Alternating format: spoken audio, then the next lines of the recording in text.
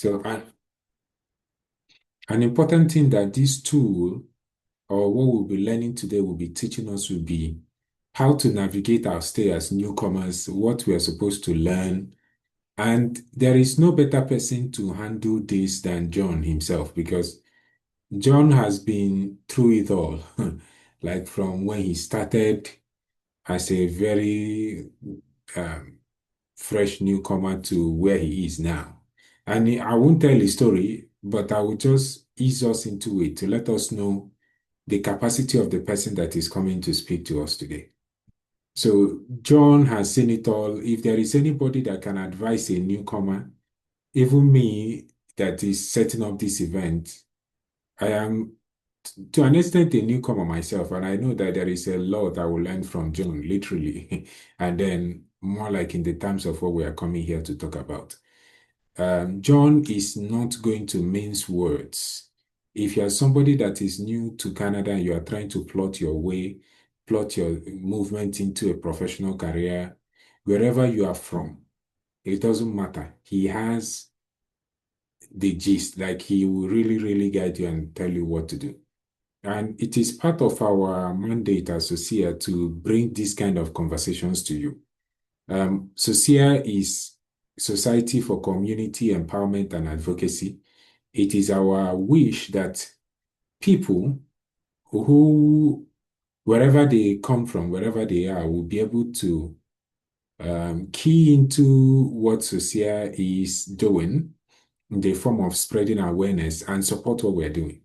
We've also been able to do some events in Canada. This is not the first of our workshops. This is one among a long series of workshops that is targeted at different ways of making newcomers comfortable in Canada and helping them understand their place as somebody that is coming from whatever country you are coming from. And I think that we are going to learn a lot from John. Again, this is going to be recorded. I'm expecting our participants will be around 10 people.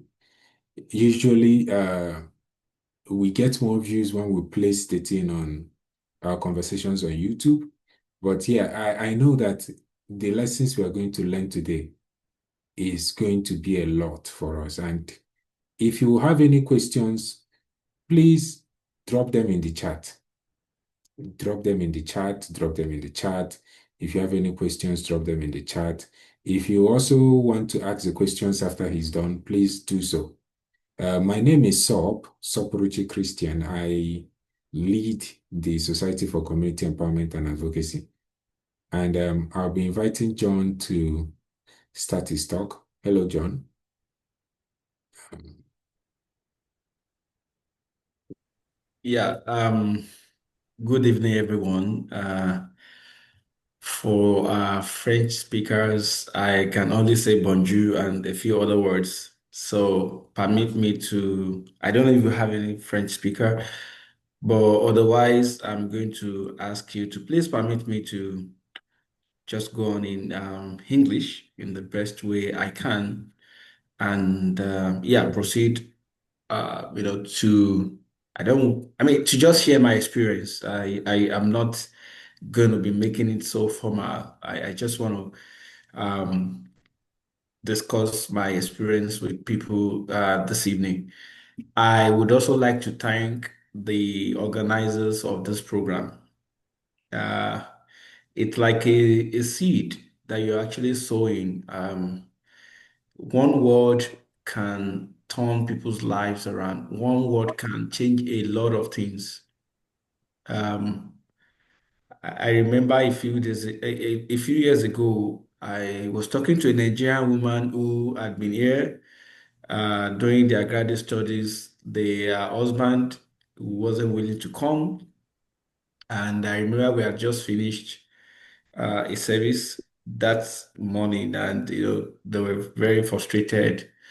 And I, sort of took time to tell them my experience. And I said, look, do not be too hard on your husband or your wife if they are not willing to come now. You need to get them to be prepared. You need to get them to mentally ready to come. so that you don't, regret it. And we had a very lengthy conversation. I also invited a friend of mine to chime in, at intervals.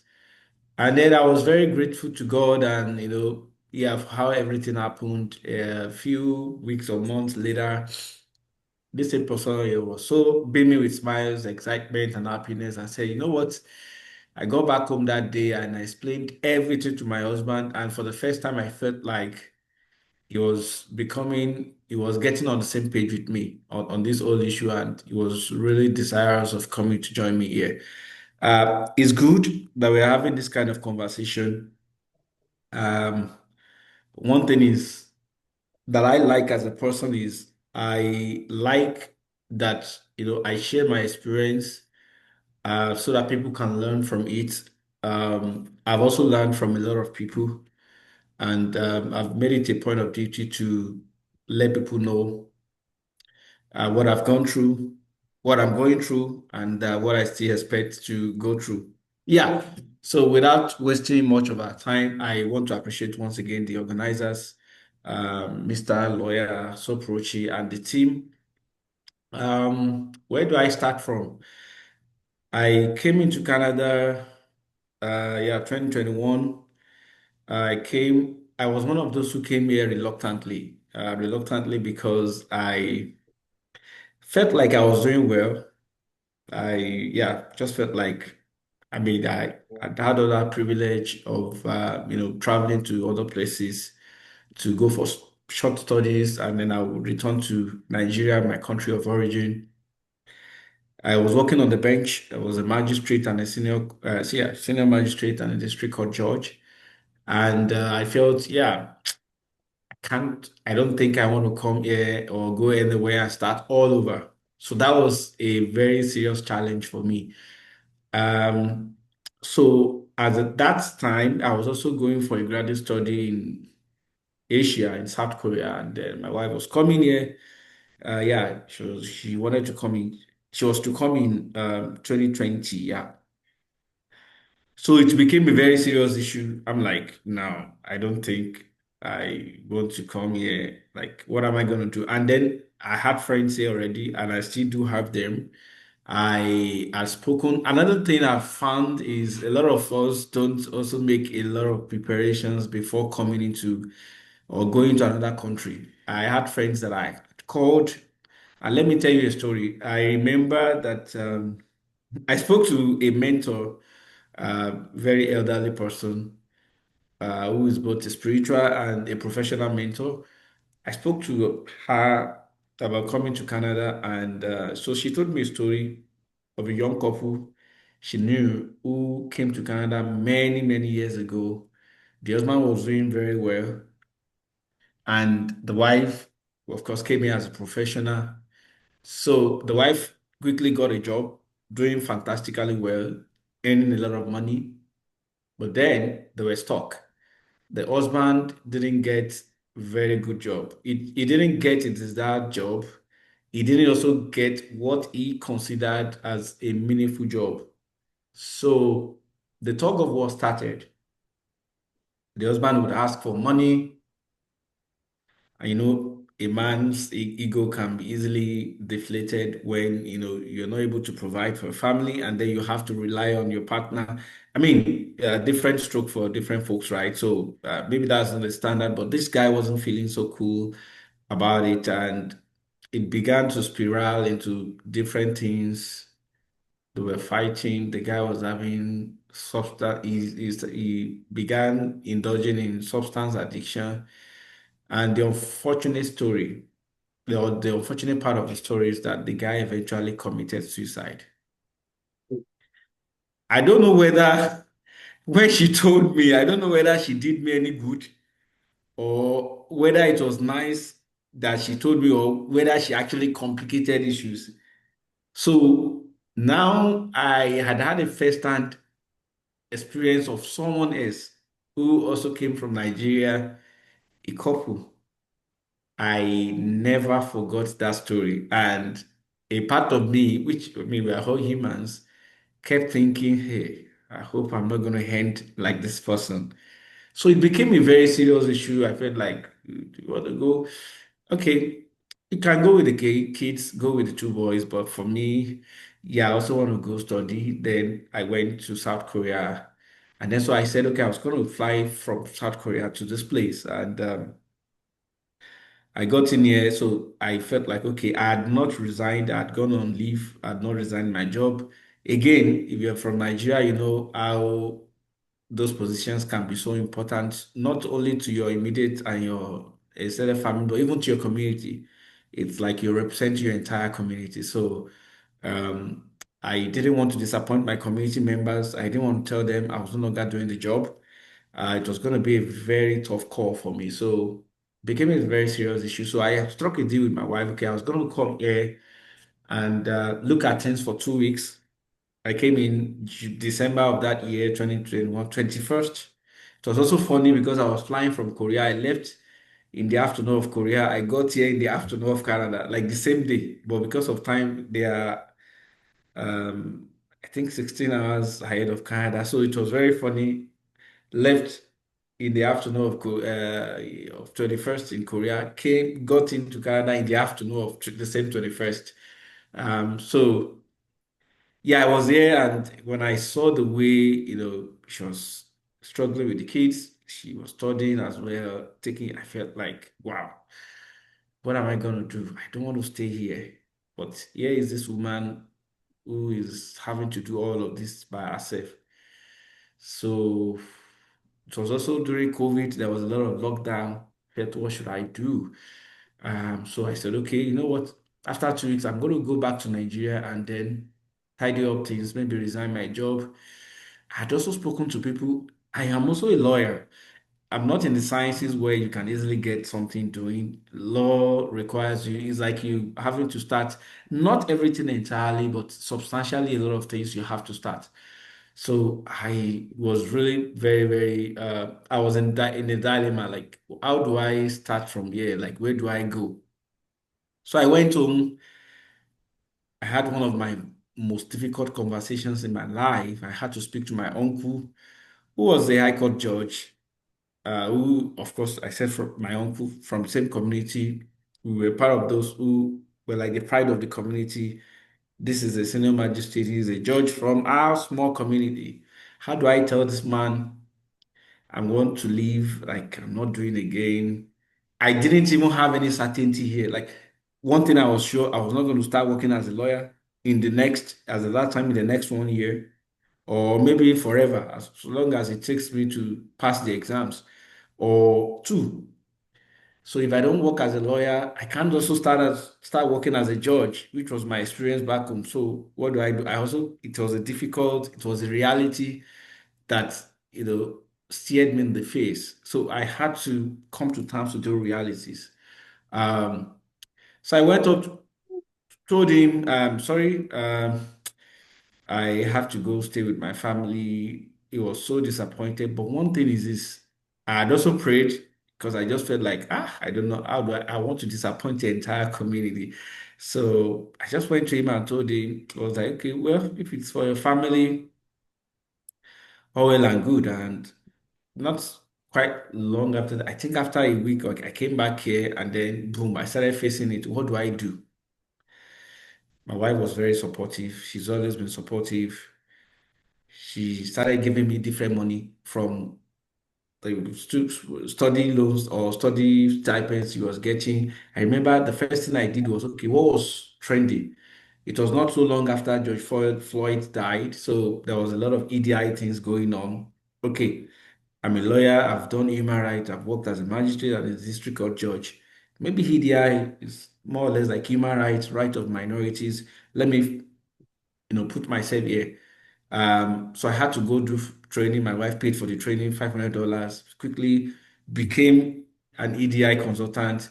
Yeah. So back to the main gist. So the moment I did the course, to I went on LinkedIn, created my profile. I'm not sure. Okay, I think I had my profile before the time. Rejigged my profile, wrote I'm a EDI consultant because it was a very nice training. And then I just saw a woman on LinkedIn who has a company here, and then I private messaged them. Hello, I'm this foreign trade lawyer. Worked as this. I recently did my certification in EDI. I would like to work with you guys. She's an Indian, which is why, I mean, a lot of them have helped me. She just said, okay, okay. It was a contract, a for contract service, like an independent contractor thing. So she told me, okay, she sent me contract details. I would facilitate focus groups, look at, I advise different institutions, especially some universities in BCA, which I don't want to mention. We advise them on how to incorporate EDI practices into their operations. We presented reports to them at the end of the day. We're also monitoring their EDI compliance, and that was how I got my first job. But it was not regular, so that was my challenge. It wasn't a job. I wasn't able to say I want to start paying bills. Like I still had to depend on my wife. So, what do I do from here? I started looking for other things. Now, I am grateful to some of the things I did and a lot of people who have, who provided support for me because I had had a lot. Like I did a lot of research. I had spoken to a lot of people. My expectations weren't too high. Like I knew I was not going to start working or start doing the same thing I used to do back home. So I was realistic with myself. However, at that time I would go, I want to buy bread, ask my wife, I mean, I'm a Yoruba guy, and we have maybe self-esteem or pride, I don't know, but I just felt like, no, I can't continue to do this. So I started applying for different jobs. And within the space of 3 months, I applied for more than 100 jobs. More than 100 jobs. Like I had different CVs, different cover letters, different resumes.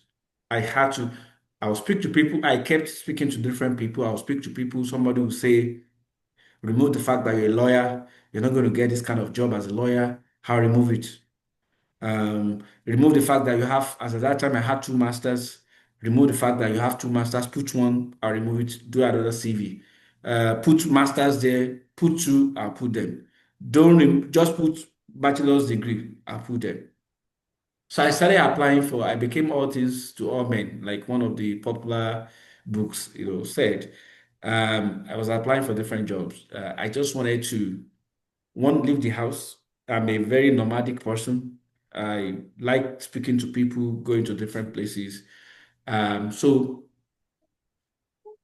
I got on the internet. I got to know about this um, marketing job. I didn't know it was like the usual Nigerian marketing, all these marketers that work on the street. I didn't know it was that kind of job. So I saw these guys who said, oh, blah, blah, blah, there's this job. Boom, I went there. They said they had given me, I was just applying for different things. I want to start working. And at that time, again, I wasn't thinking about working as a lawyer.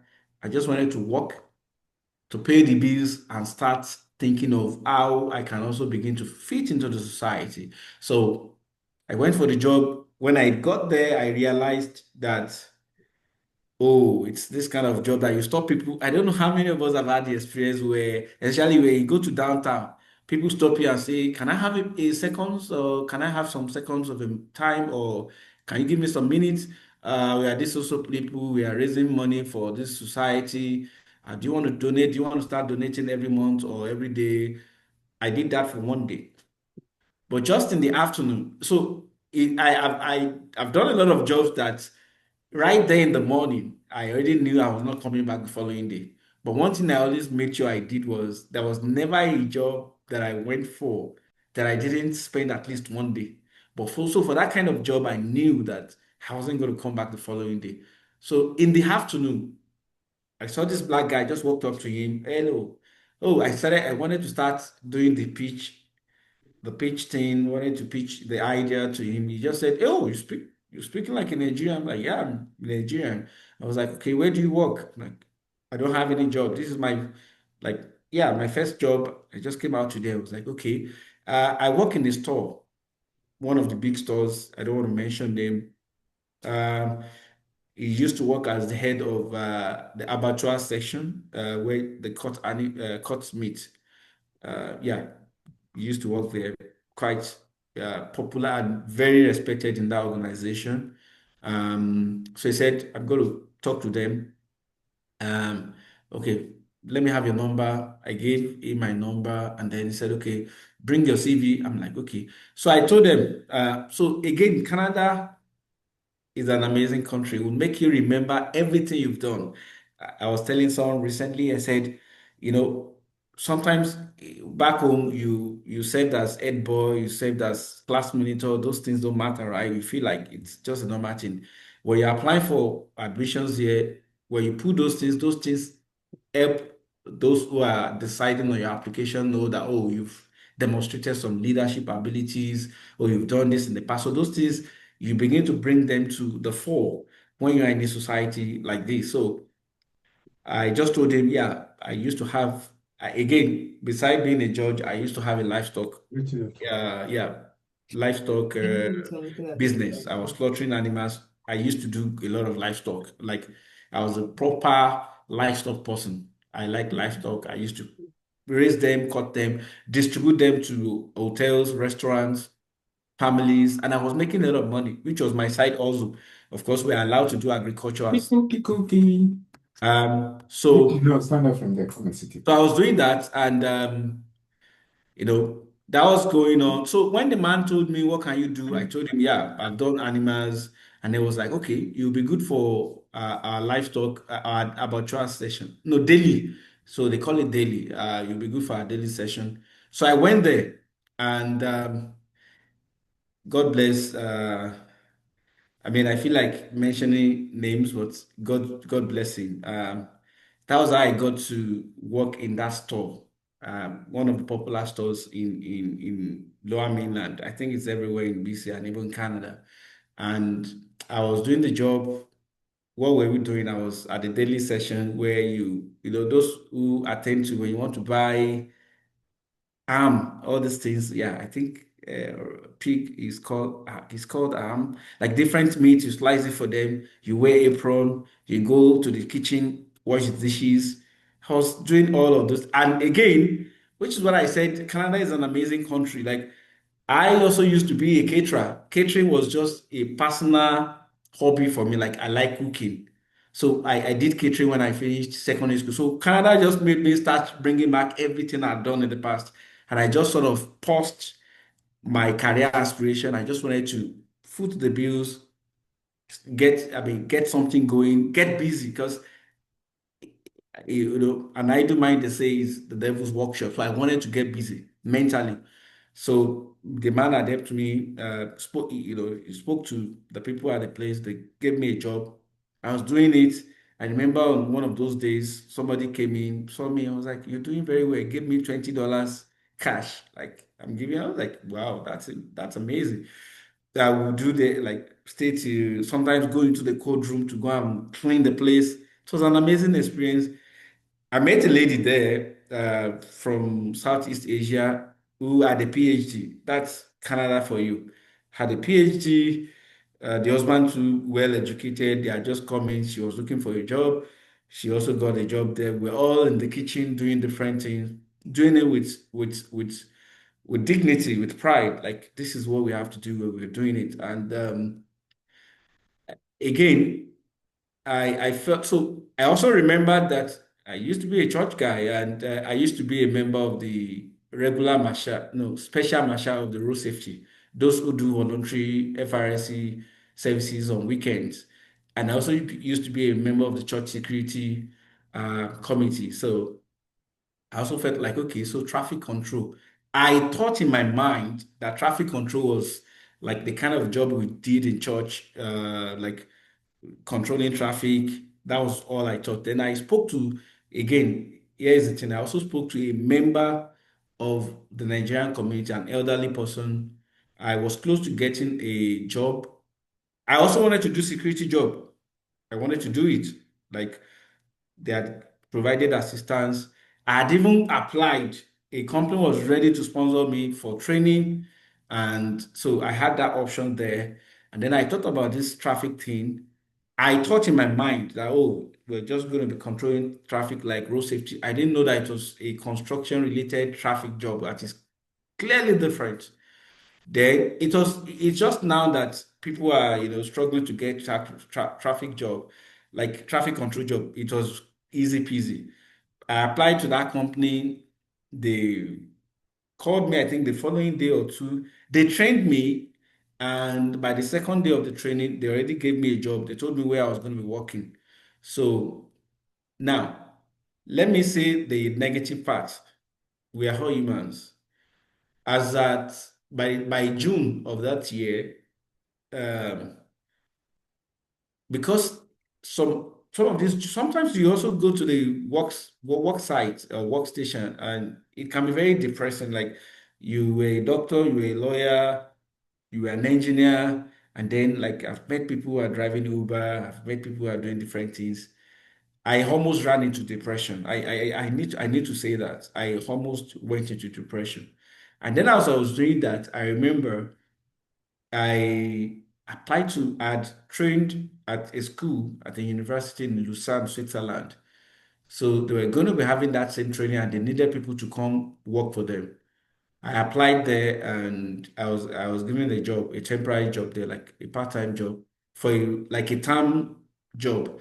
So I felt like this was a very good opportunity. That I just thank God for that opportunity because that gave me that period to sort of move away from the frustrating things I was going through here. And then went there, spent some weeks in Lausanne, Switzerland, went to Geneva, also went to France, and that sort of it was my while I was there, that I now sat down again and felt like, okay, now you need to face this reality. Like this is your story right now. You need to put your heart together. You need to make, I mean, assure yourself that it's going to get better, regardless of what you're going through. That. So by the time I came back, I was refreshed and I was really ready to damn any consequences that, of course, was positive. So I came back, I started doing construction job. Very difficult. It can be very difficult, very stressful. I used to tell people, which is why I feel like when I'm advising people about what to do, I'm not saying it as somebody who hasn't experienced it. Like I've done both formal and non-formal jobs in Canada. I have worked under all the weathers. When I was doing construction job, there were a few days that rain. There was one day I can't forget. Rain started around 7 a.m. and finished around 5 p.m. I was inside the rain from 7 to 5. I wore all manners of reflective jackets, anti-rain. I was inside, like I was beaten by the rain for a whole shift. I've worked when it was snowing. There was also one year that the weather was really crazy and it was snowing. There was also the yeah, I started traffic control job in June of that year, and I remember that there was one terrible sun. I that day, our superintendent kept bringing these ice blocks, and we were taking ice blocks every 30 minutes just to keep ourselves hydrated. So I've had like these different experiences. So by the time I started working, doing traffic, oh, one very good thing about it. So I know how to also bring out the positive in every situation.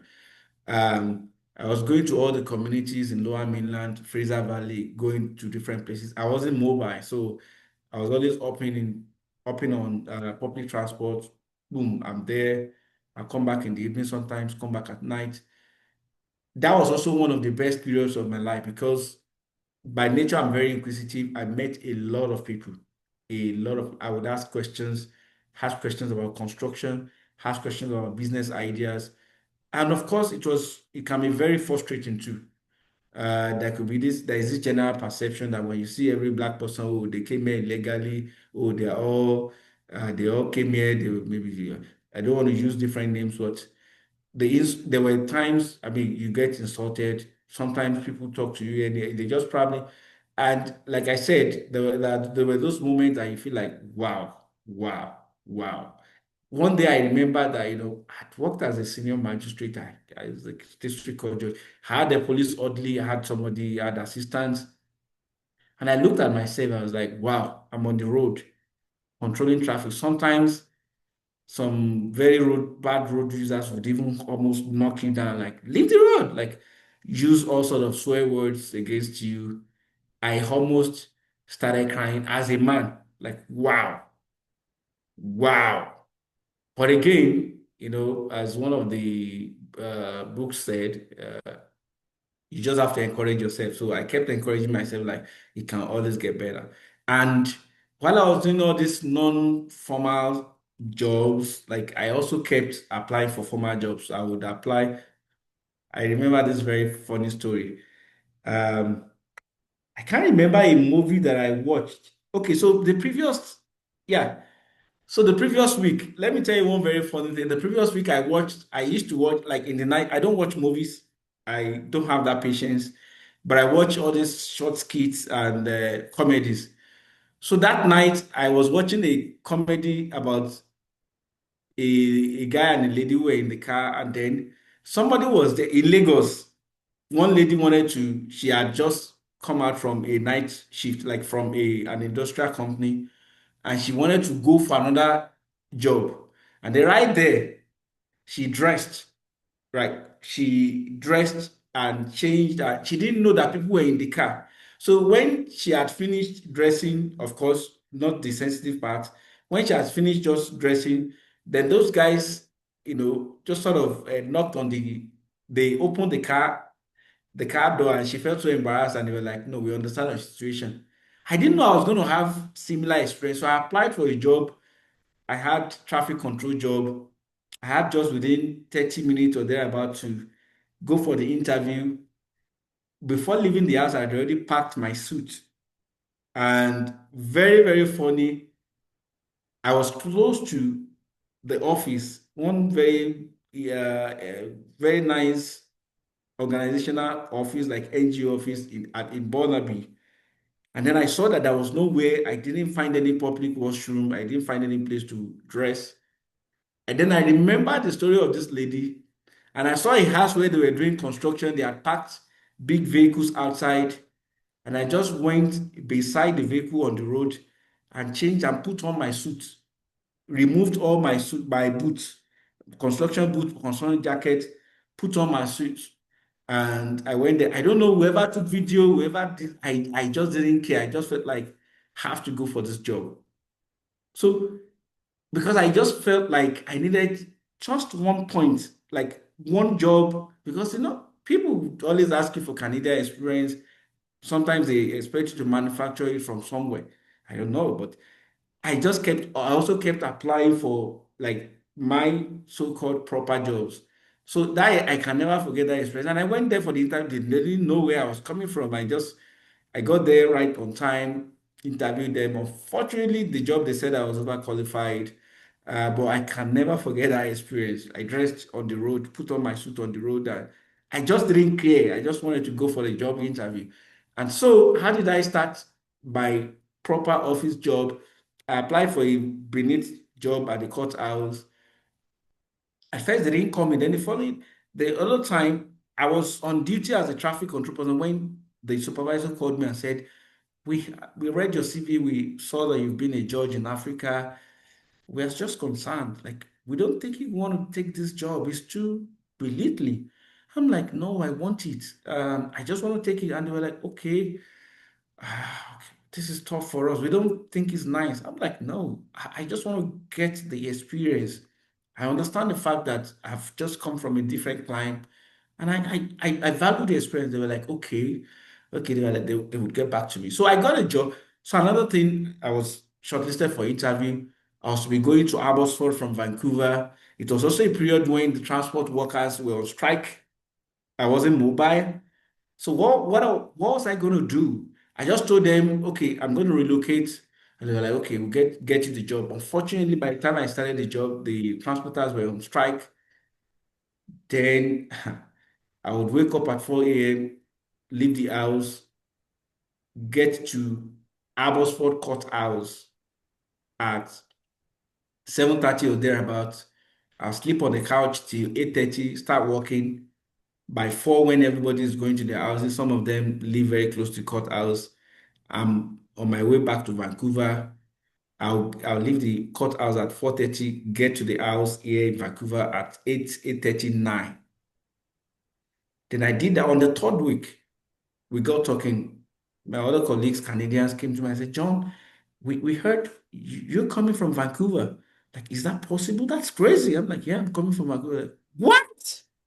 We can't even do this. I'm like, why are you punishing yourself? I didn't want to tell them, look, this is my first like government job. So what am I going to do? And just right there, one of them, the following day, one of them told me, spoke to one of our previous supervisors where she had worked. So I got transferred from that place to Vancouver. And then, of course, I knew that once I had that experience, boom, I started applying for other jobs. And here am I. And before I started that job, I told you about working as a laborer. While I was waiting to start the job as a court clerk, I had like 2 weeks. I felt like I need to pay bills. What do I do? I remembered because I was a livestock person back home. I had a friend who is my namesake, who is not educated, but is a carpenter. We used to go to all the carpenter locations, like all his work sites, work with him, look at everything he's doing. The only thing I didn't have was a certificate. I started applying for the job of a carpenter assistant. And I got a job, did that job for 2 weeks. And then in the second week, I got talking with the guy who owns it. And then I told the guy I'd been a judge. The guy stopped and said, what? And then he called one of his children, like, do you know this guy has been a judge? I regretted telling him that day because he felt like, are you doing this job? Like, is everything okay? I'm like, yeah, it's okay. So interestingly, I was going to resume my job the following week, and till today we still have a very good relationship. But each time I remember how he reacted when I told him, sometimes I just laugh over it, and so that was how I got my like office job. Like I said, I did that laborer for one day. I almost died. Like I knew I was not coming back the following day, but I had to work till the close of work for that day so that I can get the money. I think I got it was $20 per hour. I got like $160 for that day. And I told them I was not coming back. It was a liberal job. So I got all of this. Now, what am I saying? The place of building networks. I met a lot of people throughout my sojourn, both in formal and non-formal sector, and those things actually helped shape my personality. I learned a lot of skills, uh, communication skills. What is the whole Canadian culture all about? What do you say? How do you treat people at workplaces? What are the jokes you don't share at work? What are the issues you don't ask people about? How do you not, invade into people's privacy? Those things, I actually learned them on the street. And I learned a lot about construction industry, like business ideas, because I would always ask questions, ask people questions. But again, in all of this, then I'm going to go to the slide that I prepared. In all of this, I knew I didn't forget my identity. I just had to hide my identity. I had been a judge back home. I still felt like, okay, I would become a lawyer one day. But now, my wife usually says some things that sometimes your passion doesn't really matter. The question you ask yourself is, what puts food on your table? Especially if you're a family man, even if you're not a family man, if you've got responsibilities. Sometimes the question you first ask yourself, if I say, oh, this is beneath me, or this is low for my standard, okay, do you have any other option that can put food on your table, that can, help you fend for your family? Don't forget we still have people back home who you still have to at least remember. in any way, right? So I just I didn't forget my identity, but I had to maybe suspend my identity or hide it for a while. And the moment I started doing like a proper month-to-month job that I knew that I was going to be getting paid bi-weekly, I started registering for my law exams. And I started everything. I started my law exam preparation, like started writing the exam in 2023. I applied, I think, in 2022, started writing 2023. Eventually, I was called to the bar 2 weeks ago. Again, I always tell my friends, to my professional friends, like, I wasn't thinking at that time that, oh, I have to become a lawyer by all means. No, I just felt like this is by the side. It can always come later. Now I have to pay the bills. Now I have to do other things. I'll gradually fit into the system myself. So all these things are very, very important. Now, let me quickly go to some of the things, like the tips that I have been able to sort of pen down from from sharing my personal experience. I'm going to share the tips. Please, how much time do I have, Mr. Soprochi? Let me see how I can condense everything. I usually want us to conclude in 1 hour, 30 minutes. So you will still have like 40 minutes to go. Oh, okay. Thank you so much, sir. So I'm just going to go through a list of items prepared here. So, how do you land your first job? One, understand the Canadian job market. Job market in the sense that I'm sorry to say, I like to use myself as an example. If you are coming from Nigeria, from Ghana, or from India as a lawyer, look, you have to be realistic with yourself. Nobody needs a lawyer anywhere, right? So if your trade or your profession is such that, or even the master's that you came to do is not the one that is actually a master's program in demand, like say for instance, you're doing I don't want to mention course so that anybody doesn't feel disrespected, but you have to be realistic, understand the Canadian job markets. Like, what are the jobs that are in high demand? Jobs in healthcare, jobs in IT, jobs in trade.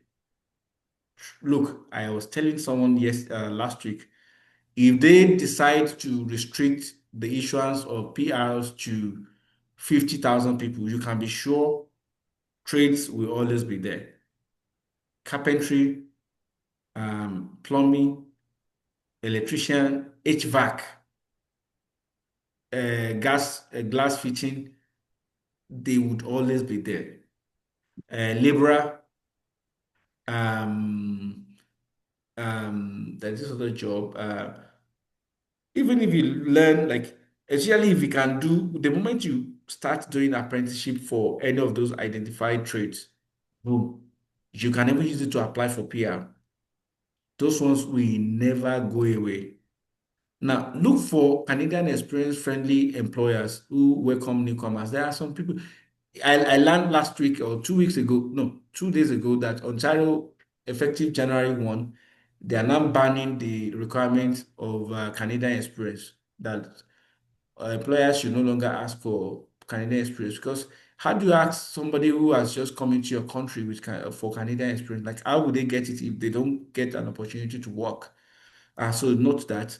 Now, prepare a Canadian style resume, usually 1 to 2 pages, not more than three, but 1 to 2. Let it be a targeted resume. You don't use the same resume for 10 jobs. Every job should have its own resume. Sometimes when I sit down and look at my former like the laptop my old laptop, and I see some cover letters and resumes that I sent out, I laugh at myself because in the process of applying for too many jobs, like I said, I applied for more than 100 jobs. Sometimes I just copy the resume or the cover letter for job A and use it for job B, so that when I reread those things, I feel like, oh, you even forgot to edit this. How will you get this kind of job? Because, at that moment I was desperate to get something doing. So You want to be very, make sure every resume is tailored towards the job you're applying for. Remove age, marital status, nobody cares. Your photos, your reference to immigration status, don't also put that. Don't say I'm a temporary resident because that's a red flag. Some people are not going to at least get to that interview stage, which is usually the second to the last stage or the last stage, before you then say, oh, I have authorization or I'm a student, I can only work for 24 hours in a week. So don't put it right there because it's a red flag. Build your network. Now, for those who came from Nigeria, we used to say man no man. Here, it's called networking. 70 to 85% of the jobs in Canada are filled through networking. Your network is your net worth. Please do not go about fighting people or withdrawing I'm trying to finish this meeting or now. just being to yourself. Yeah. You need community. Like black community in For some of Texas. us who are very big on on relationship, we don't joke with community. Please reach out to as many people as possible. I meet people every day and I exchange numbers. I say people, I have thousands of people's contact on my phone. Meet people, collect numbers respectfully, reach out to them once in a while just to make sure you stay in their memories. You need people. You need people. Like I was telling you about a lady I met from Southeast Asia or South Asia when I was working in the store. She recently applied for a job and she told me she couldn't get anybody to refer to serve as as a referee, and I did it. And I told them, they called me, say I know this person, we work together. She's a fantastic person, blah blah blah, blah. And she got the job. So please, um, be intentional about networking. Reach out to people on LinkedIn respectfully. Don't bug them. If you send message once, twice, and they're not responding, please leave them. That's okay. Um, Now, attend community programs, career fairs. Another thing that I didn't tell you, I went for different career programs, like career fairs, such that my first 2 years in Canada, I had a lot of pains. Because I always told myself, if I don't get a job, at least you give me something to take home. So I was always collecting their pen because they usually give out pens, sometimes chocolate. I'll collect, I'll just go there, dress properly, leave the house. Just wanted to leave the house and do something and keep my mental capacity active. I'll go there, collect pens, collect chocolate, bring chocolate for my kids and my wife, collect the pen. I still have pens that I collected 3, 4 years ago. Like I have a lot of pens from different companies because I would go for job fairs. I'm like, okay, I'm talking to you, even if you are deceiving me, just give me your pen. So go to community events and you can also get jobs there. Um, Leverage settlement and employment agencies. Uh, YMCA is there. ISS of BC is also good. Kotsky, Mosaic. Also look at government funded programs like Job Banks, Skills for Success, and Work BC.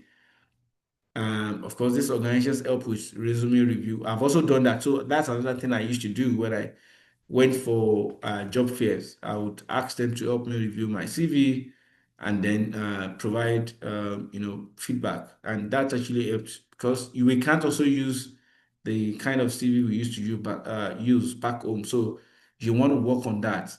It's very, very important. Another thing is start with survivor or transitional roles. Like I said, please be realistic. I always ask myself, let's be real. Like, if another foreigner came into my country and started demanding to work as a manager of my country, or my company, or my place of work, or anywhere I find myself working, how will I feel?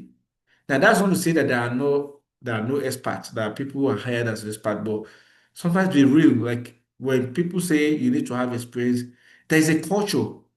Kind of work culture is different from where you're coming from. So these are some of the things that we need to come to terms with. They can be hard, they can be hard truths, right? But you need to really be realistic with yourself, regardless of what anybody is telling you.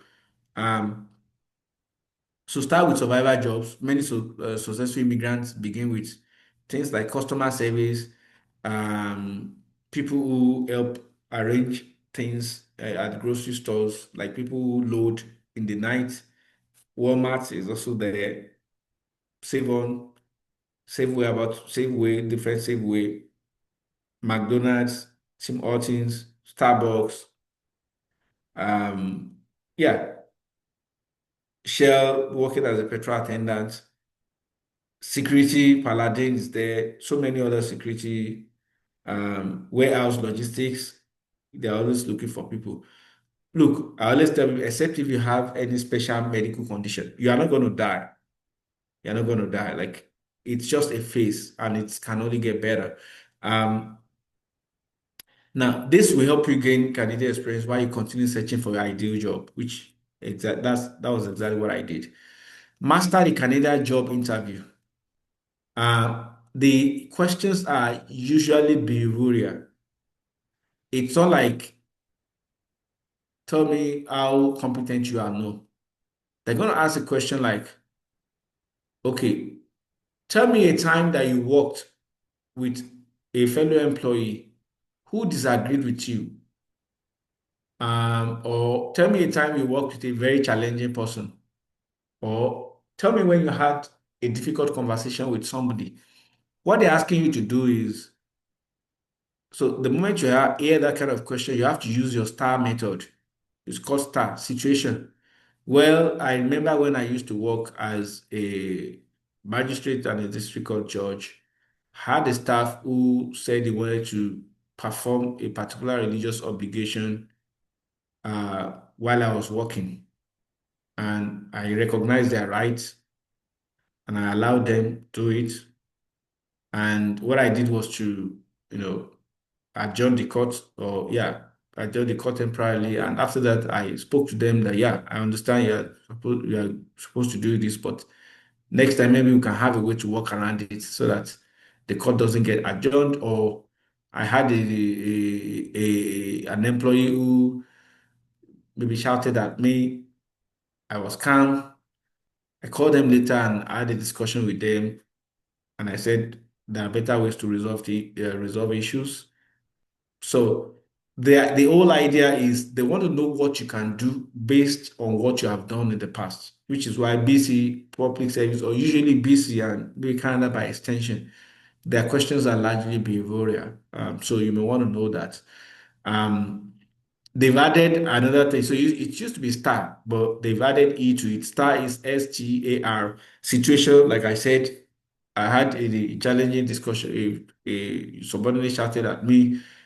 Um, Task. What was the task? I had to talk to them. The task I had was to talk to them and make them see reasons with me. Action. I called them, took them on a lunch, spoke to them about how disrespectful their conduct was, especially and how it doesn't portray the image of our employers well. Um, yeah, how the result was that they apologized and they committed themselves to doing better. They've now added E to it, so it's no longer star, it's not starry. They call it exam, but usually it's called the lessons. So what did you learn from it? I learned that sometimes it's good to always, give people benefit of the doubt or not, to understand that people can have different episodes or they can be going through different things which can impact how they react or respond to issues. Fine. Um, the next thing, building a long-term career in Canada. Create a 5-year career plan for yourself. Like I said, I started 2020, 2021. Like, okay, I'm going to try and see how I can get back to my profession as a lawyer. And it paid off after 3, 4 years. Yeah, I was not in a rush. I just felt like one day I'm going to achieve this, right? So identify your end goal. What do you want to be? You want to be a manager, you want to be a specialist, a licensed professional, you want to be an entrepreneur. But again, like I said, do not come to Canada and start thinking, how can I quickly become a lawyer or how can I quickly become a doctor? Um, those procedures can be tedious, can be time consuming, can be money consuming as well. So you want to be realistic. Invest in continuous professional development. Canada values lifelong learning. Consider you can do college diplomas, postgraduate certificates, short courses. Like I said, I worked as a traffic control person. All I needed to do was just a 2-day training. I still have my license here. as a traffic control person. It's just a 2-day training. And then if I decide to go back to the field tomorrow, I can still do it. The license, I think, expires after 5 years. Yeah. So, and one thing about Canada is very big on regulations. Even to fix nails, you have to go to nail fixing schools. I've seen a lot of barber shops, like barbering schools here. You have to go to barbering school to go and learn how to barb, or to how to barber your hair. So those short skills are also very valuable. Find a mentor. Talk to people. I'm very big on, relating with people. Call people, ask them questions about how, especially people who are in the same discipline as yours or who are on the same path line as yours, and be flexible. I always tell people, um, like you come here as a lawyer, you feel like, okay, what else can I do? What are the other areas of my giftedness? Okay, I can talk to people. Why don't you consider going to counseling? If you can do any course that allows you to cancel, oh, you're good with logistics. Why can't I do a course on logistics and just become a logistics company manager? Or so be flexible. Don't be too rigid. Oh, this is what I've been doing. This is what I have to continue to do. No. Um, Another thing is build your reputation. Volunteer within your profession. I have been volunteering even before. In fact, while a temporary resident, I started volunteering for different companies, sitting on different boards, and I was contributing meaningfully. So, volunteer, publish articles or content on LinkedIn, just write something on LinkedIn. People will read it, even if they don't make, you're going to see the impression, like the number of people who have read it, even if they don't say thank you. Those are ways people can, know what you're doing to announce yourself as well. And I've also seen people go very aggressively, like do aggressive job seeking, job hunting on LinkedIn. I recently stumbled on one of my junior colleagues in the university who applied for a job, and then the company was also advertising another job. And then she did a smart one. She just put a comment there to say, "Oh, this is a very fantastic place. So, I recently applied for this position in your company, and I'm really expectant, and I'm, looking forward to working with your company." And then I saw that a month later, she has updated her CV that she now works with that company. It's an international software company. So be aggressive. If you see any post, there are a lot of, please don't, again, I may be wrong, but there are things you don't do on such platforms. Don't go on LinkedIn and be saying, this is the food I had today, or these are the places I visited. It's a professional platform. Take care of your looks on LinkedIn. Take care of what you post. LinkedIn is not a place where you display uh, some tribal or religious sentiment. It's not a place where you go there and rant and abuse people. You have to be careful. LinkedIn is not that kind of place. So be very professional about your appearance on LinkedIn, because people are reading it. They may not comment, they may not tag you, but even on other platforms too.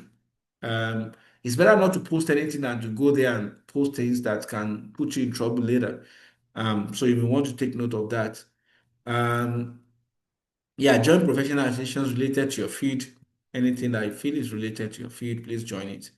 Move from job to career. After your first Canadian job, request feedback regularly, take leadership roles, track your achievement, seek internal promotions.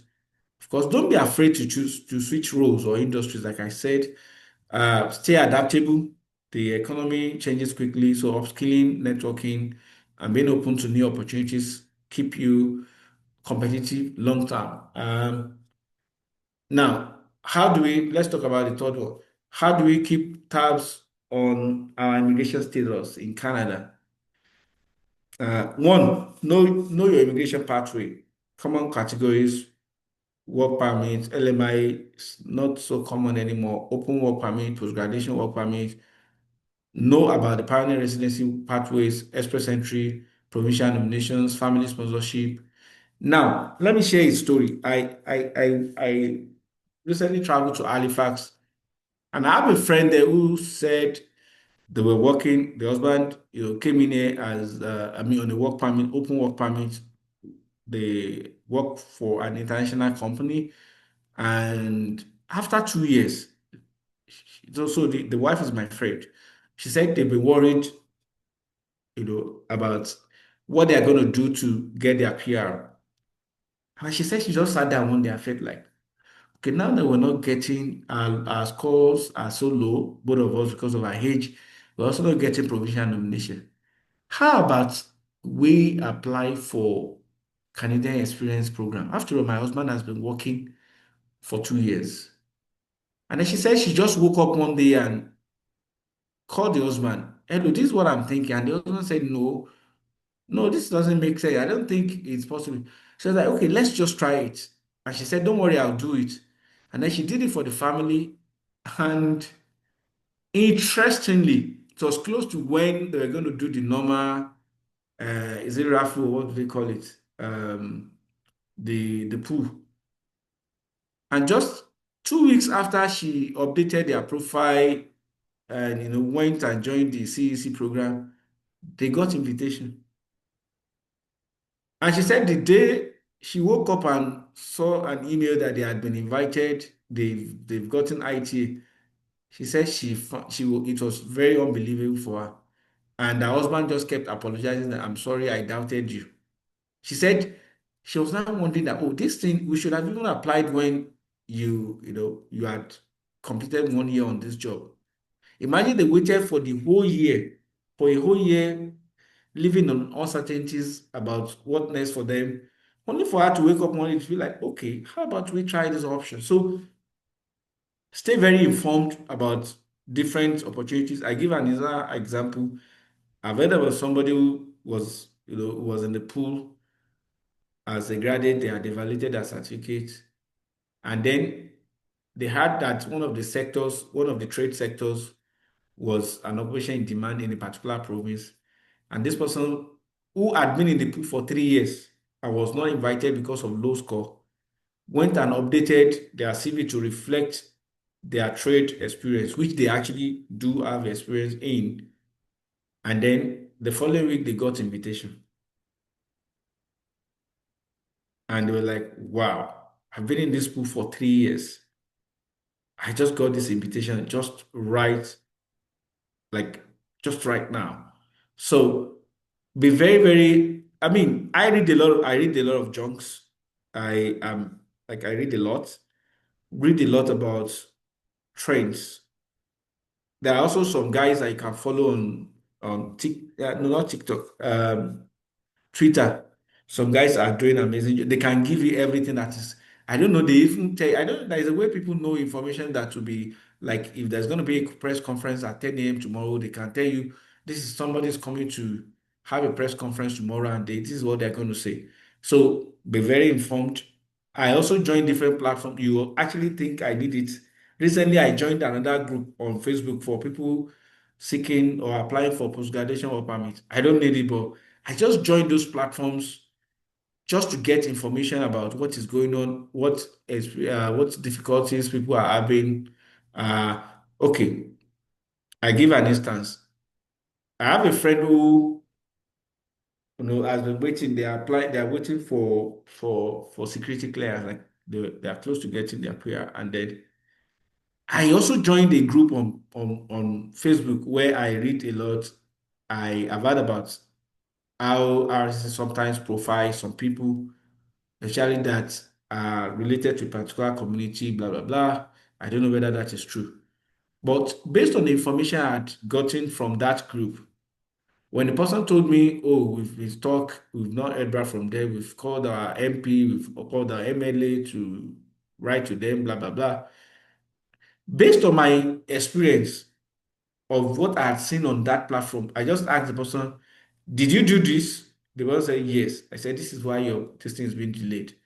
So sometimes I offer advice not because I'm even a lawyer. I offer advice because I read a lot and I follow a lot of information, a lot of news on different platforms. So that keeps me very updated on current happenings. So you need to do that. I want to rush it so that we can take questions. Um, know about citizenship, understand the requirements, deadlines, minimum work hours, renewal rules. Please, um, I want to beg us. I was telling a friend this evening, I, for one, I do not imagine criminality. Please let criminality never be an option.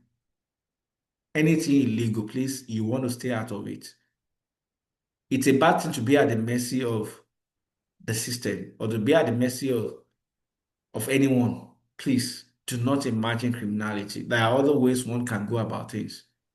Please let it never cross your mind as an option for anything. Please.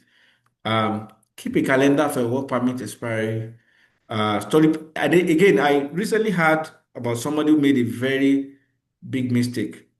They had finished their studies and then they traveled home for a function, traveled to Nigeria for an important function without getting their PGWP. Now they've done what they wanted to go do there. They are stuck. The work study permit has expired. They've not gotten their PGWP. This person has been stranded in Nigeria for over 6 months. So do not travel if you are finishing your studies and you've not gotten your PGWP. Please be very, very careful. Now, TRV, know where your TRV is expiring, where your passport is expiring. I remember when we wanted to apply for a PR, then one of my son's passports was expired. It didn't have that 6 month validity and it delayed our passport unnecessarily. So make sure you take care of this. Do not wait until you need it to apply because people don't work with your time. So when you think you need it, you can get it in a week. It may be that period that something is happening and you don't get it in 1 month. So keep track of your citizenship eligibility date, especially if you are a permanent resident or a temporary resident. Be very careful about where you travel to. Those things delay your applications for PR and even for citizenship. Be very careful. Check places that have been listed as countries of particular concern or where they say some things are going on there. Follow trend. Know your countries, like know Canada's policy about things, places that they are friendly to us. When you go to those countries and they appear on your passports, you will give us more time to process your distance because they want to be careful. They want to scrutinize what took you there and what brought you back. So you need to be very, very careful. So when you are a temporary resident, even permanent resident, it's not the time to really do a lot of travels because except it is very, very necessary. And don't forget that once it is over 2 weeks, then it's a different issue. Even when you're applying for your citizenship, they say you can travel out, but if it's going to be more than 2 weeks, then you have to inform them, and it can actually delay your application. So these things are things you want to factor in mind. How do you maintain your legal status? Apply for extensions early. Don't work outside of the conditions of your work permit. Please don't do this. Keep copies of all your documents, payment, analysis, correspondence. Learn how to use. Again, you also have to be very careful. People that send money home, you have to be very, very careful. I've had of one case, I don't know what happened. Maybe I shouldn't say it because I don't have the full facts, but just be very careful with your transactions in the bank and outside of the bank. Learn how to use RC tools like how to submit your applications, follow application status, update your address. Keep your Canadian records in good order. Please keep your pay stubs, keep your employment letter, T4s and tax assessment. Yes, tax records, your filings. Make sure you file your taxes. Even if you don't have any thing to show, just file it. Even if it's going to be empty, file your taxes. Get somebody to help you. Consult immigration consultants if you need to do that, or lawyers if you need to do that. Community legal clinics are there if you don't have money, especially for complex cases. Now, let me quickly talk about criminal law. It's an area I'm interested in. Be very careful. Understanding of criminal laws, criminal activities, criminal requirement of criminal of crimes are a bit different. So please, you need to be very, very careful. Not everybody comes from your community. I was reading a post from a colleague of mine who is from Mongolia. Is it Mongolia? Not sure. She was lamenting about how there's a culture where people go and sexually assault ladies who are drunk, and that is almost like a culture. No, not I can't remember the country. That is almost like a culture there, and she was complaining that one of them, like one person from there, has recently been indicted or recently been charged for sexual assault in their new country now, like their new country of residence, because in a similar way, in a similar manner, they went to a pub, somebody was drunk, and so it's not everything that you used to do back home that you probably think, oh, maybe people just feel like there's no problem with it, or that you got away with that you think you can do in a new environment. So you have to be very, very careful. Be very, very careful with your conversations with people. Please do not think because people are laughing, the next thing is you want to take advantage. Or recently, a lawyer was suspended, was removed from their, a senior lawyer, principal lawyer was relieved from their job because they said, though they claimed that that was a moment where they were having some mental health issues. They said they sent some sexually inappropriate messages to people. So you will need to be very, very careful. You need to be very, very careful about what you do, not only inside the house, even outside the house. Please, you need to be very, very careful. No. So I saw a question. It's not like you need to inform RCC before traveling for more than 2 weeks. But if you have applied for citizenship as a PR holder, if you are traveling for more than 2 weeks, you need to inform IRCC. But if it's less than 2 weeks, then you may not inform them. And even as temporary resident too, when you travel for too long, it delays the processing of the document because they want to be sure. If they're going to ask you, like when you are filling citizenship this thing form or even PR, they're going to ask you the countries you visited, and they will ask you to declare the reasons for visiting those countries. So, except it is very, very compulsory. For instance, you're a student, you're a graduate research student, you are going for conferences, seminars. Of course, those ones everybody knows that you will want to go for those things. So be very, very careful about traveling around when be very, very careful about the use of internet, social media. Social media don't the internet never forgets. Everybody has got their prejudices, they've got their biases, but please keep your bias in check. Do not go on the internet and disclose your bias to the whole world. Because one, you don't know the next person who is reading it is probably the person that might be your potential employer, or who is going to be in a position to determine something that should ordinarily favor you. So you want to be very, very careful. Yeah, I think in conclusion, um, yeah. Canada offers enormous opportunities, but success requires strategic job search, deliberate development, strong immigration planning, and of course, with pillars of employment, career growth, and immigration stability.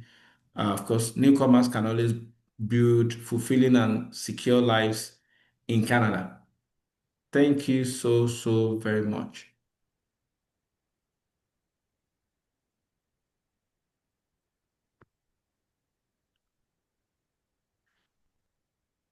Thank you. Thank you, everyone. Thank you so much. This was a really, really, really wonderful conversation. I'm going to allow time for some questions. If you have any question, you want to send it to the group, you want to ask it, please raise your hand. If you have a question for the group, please raise your hand. Or if you want to type in the chat, go for it. But I want you to feel free to ask your questions now. Let's allow 1 or 2 minutes for that. While you are preparing for your questions, I want to say that many of the things you've said Yes, please. resounded very well with me. I do remember there was a job I was doing one time that one supervisor was screaming at me.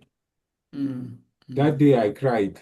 Like mm, mm, tears came out of my eyes because mm, I was mm, just saying, if on what basis would this person ever have been able to speak to me mm, mm, if mm, I was where I was before I came here? mm, You know, mm, we is the period of building is really depressing, but mm, the mm, important thing is to have a plan. mm, mm. Anyway, if you have any question, please raise up your hand. We would like to take it. Or you can ask in the chat as well.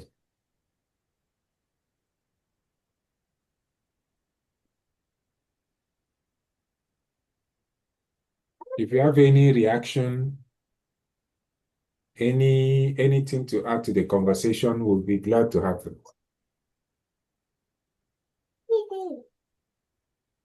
We'll be glad to have it. Okay.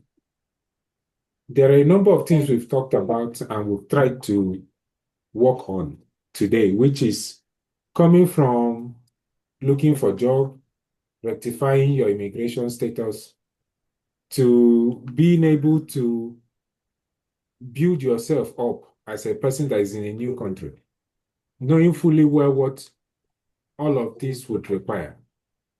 And I would say that these points we've gotten tonight are really, really important for everybody to inculcate as they carry on in Canada, especially if you want to make this place your new home.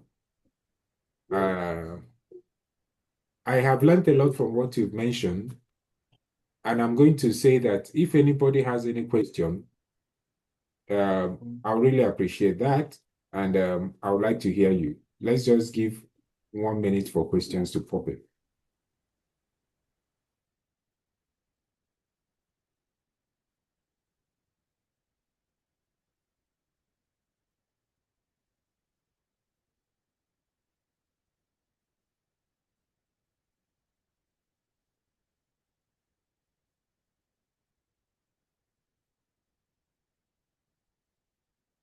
Right. I would like to ask my own question, which is my question is around being able to balance things. What is your advice to somebody who just finished school and is finding it difficult to make a decision on the next level?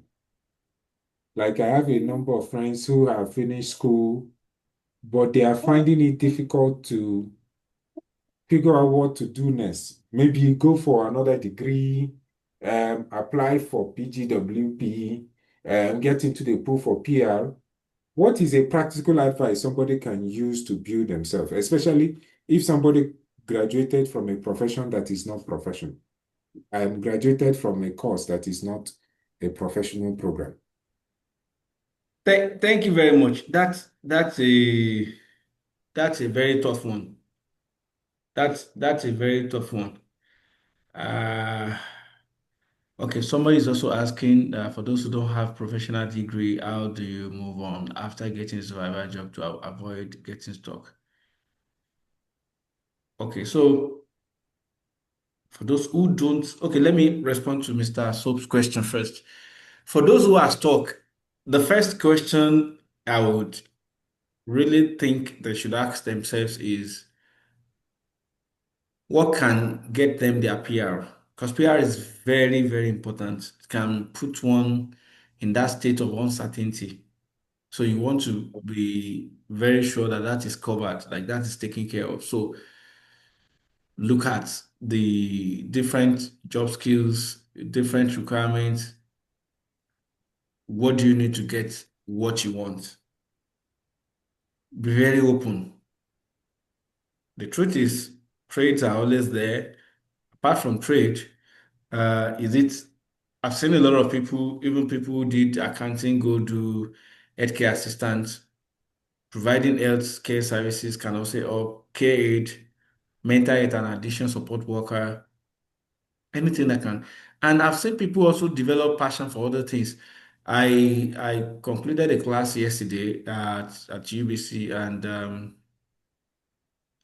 the professor was saying that you know one of the things that help you know what you want to do is what to answer the question of what are your instincts telling you, where does your passion lie? Um, those things can help you answer the question. But for somebody who hasn't gotten a PR, the first question you want to ask yourself is, okay, I forgot to say this. So when I was doing construction job, my wife was still studying. It was after 6 months that I realized that actually I can't use it to get anything, especially if I was looking at getting PR nomination from the province in BC, because it's a job that requires less than 2 weeks training. So it doesn't even qualify, even construction job doesn't qualify as tier O or tier 1 or tier 2. I think it's either tier 3 or tier 4. So it's after 6 months of doing it that I realized that. So why waste time on a job that can't get you what you want? So you want to be strategic from the get-go. You want to know the kind of job that you need to do to get you what you want. So first, when you finish, if it's getting a job, a particular job that will get you a PR, get that job. If you feel like you're not so sure of getting a job, go for a training in a relevant field. For instance, as a temporary resident person, and you're in sciences, you can do LPN, licensed practical nursing. You can't do nursing itself because I think it's for PR and citizens. But as an LPN, I think an international student can do LPN. You can do HCA, healthcare assistant. You can do mental health. And I have a friend who recently completed a diploma in mental health and addiction support. Those are things that will get you quick jobs, and they will also get good jobs. I mean, good jobs, and you can potentially get your PR. So you don't want to waste time. And then not don't also forget that PGWP has a limited period. Either you're getting it for 2 years or for 3 years. So it's not until after you spend 2 years that you're not thinking, "Oh, what do I do with the remaining years?" So before you get your PGWP, you're already mapping out your strategies. What can help you, what cannot help you. So you know all of this before you even get into it. And to answer the question of for those who don't have professional degree, how do you move on after getting a survival job? Now, from your survival job, you can also get something. If I wanted to continue in construction, I would have done CSO, Chief Safety Officer. They earn a lot of money. After doing it, I would have done NCSO, which is like a national qualification for people who work as safety workers. That can allow me work in construction industry. I can also work with beverages and food and drinks because it's safety. You're looking at safety of the people. Somebody wanted to train me. In fact, one of the places where worked, they wanted to train me on telehandling machine. They use it to move items, and they wanted to help me get the ticket. I just politely told them no, I don't think I'll, because I knew I wasn't gonna, stay long on the job. So not like I didn't have a career there. Of course, I was going to work with them, but I didn't think I had a career in that line. So you need to know all of this, and it helps you take a decision. So if you don't have a professional degree, how do you move on after getting a survival job? Once you've gotten your survival job, do your research, speak to people. Oh, this job, I like it. What do I need to do to get this job? Or what do I need? If you need to do training, go for the training. Go for the training. Do not procrastinate. Like, find a way to, as you're doing your current job, make sure you're also trying to acquire skills for your next job. Map out your strategy. Don't get too, yes, people stay too long on jobs. It's fine. It helps your consistency. But again, if you are a newcomer and you have an idea of what you want to do, get your survival job, do your best, contribute to society, and then be thinking of what's next for you. So do never lose sight on what you actually want to do for yourself. Keep doing it, keep the vision alive, keep working towards it. Whatever is going to take you, whether it's training, whether it's going to school again, please do it and get it. This is why you find people who go do nursing after donkey years or go do medicine, and it's always good. You can always get what you want, but prioritize the important things first.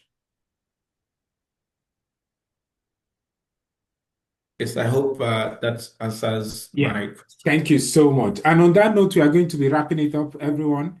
Thank you so much for being here and being a part of this conversation.